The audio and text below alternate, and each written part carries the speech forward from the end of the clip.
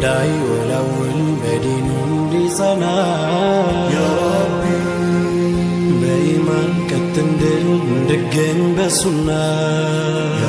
አሰላሙ አለይኩም ወራህመቱላሂ ወበረካቱ።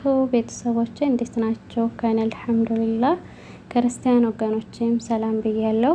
ወዳችሁ ፈቅዳችሁ ስለምትከታተሉኝ ከልብ አመሰግናለሁ።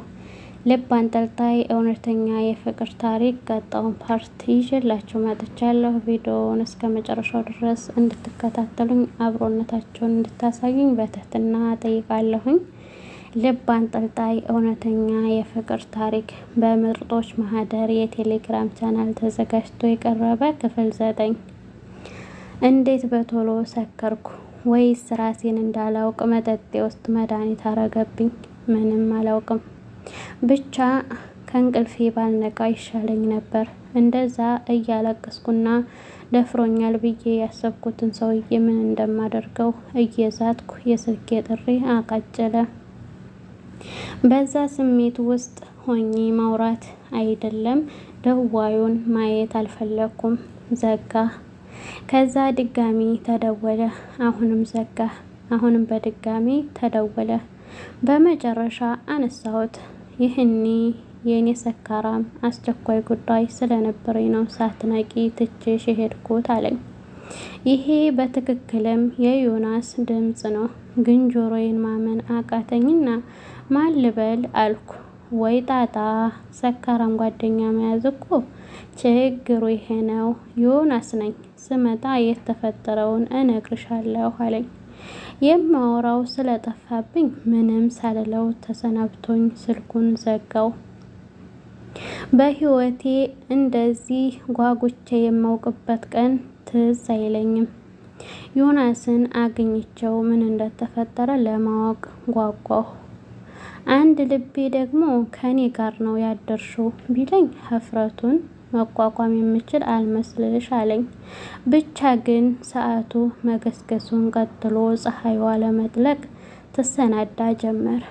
እኔም ስራ የማታ ተረኛ ስለነበርኩ የመስተንግዶ ዩኒፎርሜን ለበስኩ።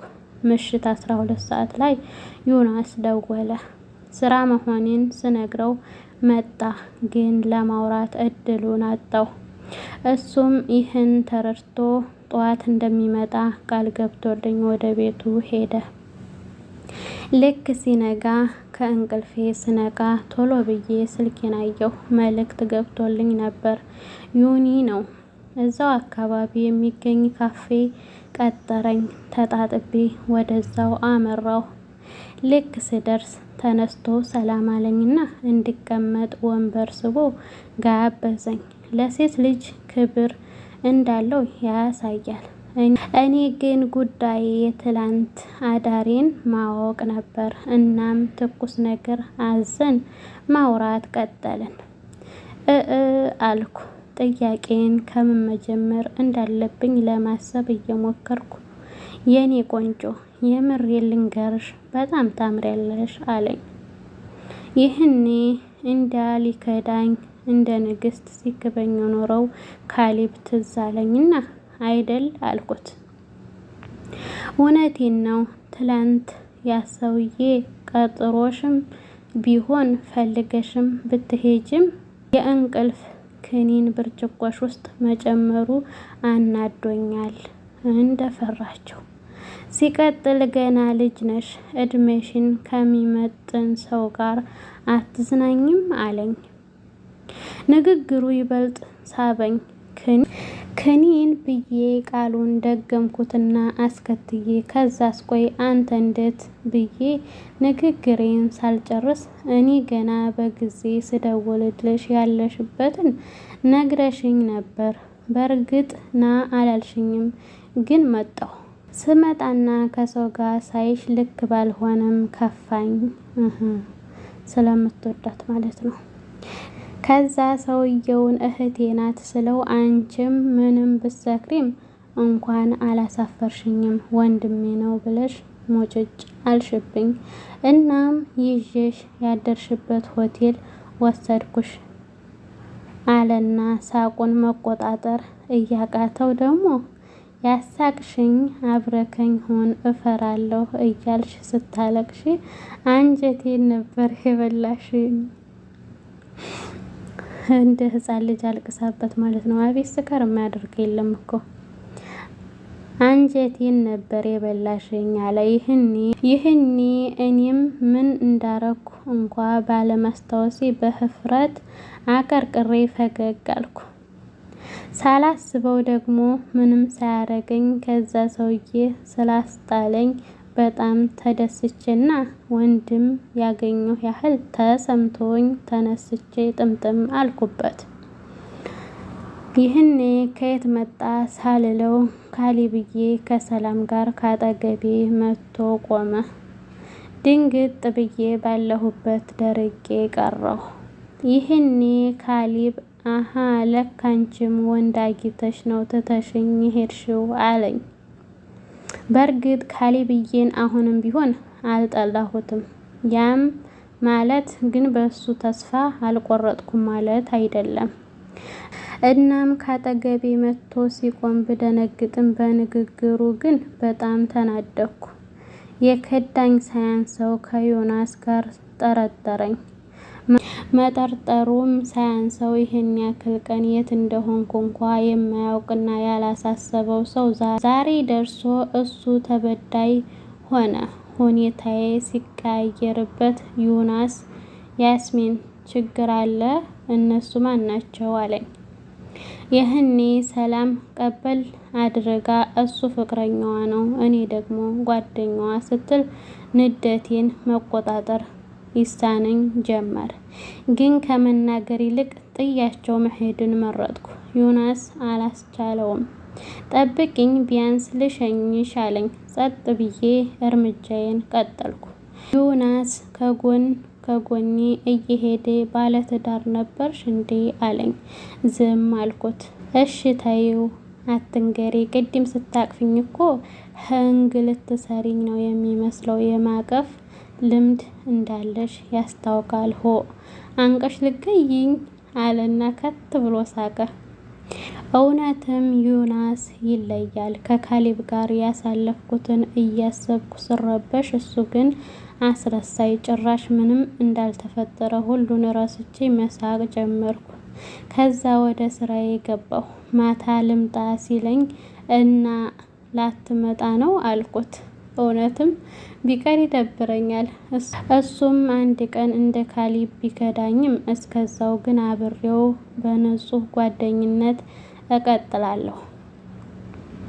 እየሰራሁ የማስበው ጠዋት ካሌብዬ እንዴት ሰላምን አግኝቷት ነው። እሷ ደግሞ ማን ካፌ እንዳለው አውቃ ነው ይዘው የመጣችው። እንዴት ወደኛ መጡ የሚለውን ሲቀጥል ሰላም እንደዛ እንደተጎዳው እያወቀች ከካሌብ ጎን እንዴት ትቆማለች? ጭራሽ ዮናስ እንድርቀኝ ብቻ ሰላም ሁሉም ጠባሳዎች ላይ አሻራዋ ይታየኝ ጀመር። ይቺ ልጅ ከኛ ስር ለምን አልጠፋለች? ጭንቅላቴ እነዚህን ጥያቄዎች እየፈጠረ ያስጨንቀኛል። ግን ምንም መልስ ስላልነበረኝ በቃ አጋጣሚዎች ናቸው ብዬ አልፈዋለሁ። እንደምንም መሸ። ይህኔ ተጣጥቤ ልብሴን ቀይሬ ልወጣ ስል በር ላይ ካሌብን አገኘሁት። አናግሪኝ አለኝ። ግን ላናግረው አልቻልኩም። ምክንያቱም በሱ ምክንያት እየሆንኩ ያለሁት በጣም ይጎዳል። ዝም ብዬው ሲሄድ ለዚህ ነበር ብዙ ፈተና አልፈሽ እኔን መርጠሽ የመጣሽው? ለዚህ ነበር አባትሽን አልሰማ ብለሽ እኔን የመረጥሽው አለኝ። ይህኔ እርምጃዬን ገታ አድርጌ ማሰብ ጀመርኩ። ከዛም ዞር ብዬ ምን ቀረህ ወይስ ሪታ ጥላክ ሄደች አልኩት። እንደምታስቢው አይደለም ሲል ሊያሳምነኝ ሞከረ። እኔም ከስካሁኑ ልፋቴ አይበልጥም ይቅርታ ላረግለት ብዬ ይቅርታ አረኩለት። ከካሌብ ጋር እንደገና አብረን መኖር ጀመርን። በእርግጥ በሙሉ ልቤ አላመንኩትም፣ ግን ጊዜ ሁሉን ያሳየኛል በሚል ፍቅር መስጠቴን ቀጠልኩ። ሪታ ከቤታችን ወጥታለች፣ ግን የት እንዳለች መጠየቅ አልፈለኩም። ዮናስንም ሳገኘው ስለ ካሊብ ሁሉንም አጫወትኩት። ግን ዮኒ ለምን ቀድመሽ አልነገርሽኝም አላለኝም። ወንድም ሊሆነኝ ቃል ገባልኝ። ካሊብዬ ደግሞ ዮናስ ከሚባል ልጅ ራቂ ሲል አስጠንቅቆኛል። እኔም ካሊብዬን ቅር ከሚለው እያልኩ ዮናስን ማግኘት ተውኩ። አንድ ቀን ጠዋት ተነስቼ ቁርስ እየሰራሁ ቤት አጸዳለሁ። ይህኔ የፍቅሬ እንቅፋት ሪታ በር አንኳኳች። ስከፍት እሷ ናት። በሩን ብጠረቅምባት ደስ ባለኝ፣ ግን እንደምንም ራሴን ተቆጣጥሬ ምን ፈለግሽ አልኳት። ካሊብን አለችኝ። ካሊብዬ ተኝቷል አልኳት። ፊቷ ልክ አይደለም። እናም ችግር አለ አልኳት። ይህኔ ስል እንባዋ ዱብ ዱብ እያለ እርጉዝ ነኝ አለች።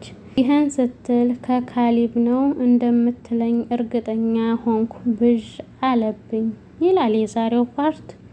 በቀጣይ ክፍል እስከምንገናኝ ድረስ ሰላማችሁ ብዝት ይበልልኝ። በያላችሁበት አላህ ይጠብቃችሁ። ለቤት አዲስ የሆናችሁ ሰብስክራይብ በማድረግ የደወል ምልክቷን በማጥቆር ቤተሰብ ሁኑ። ነባሮችም ላይክ ሸር እያደረጋችሁ ሀሳብ አስተያየታችሁን ኮሜንት ላይ አስቀምጡልኝ። በሌላ ቪዲዮ እስከምንገናኝ ሰላም አለይኩም ወራህመቱላሂ ወበረካቱሁ።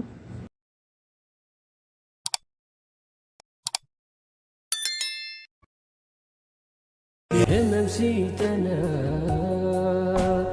የማይድን መስሎኝ ለምስ ቢወረኝ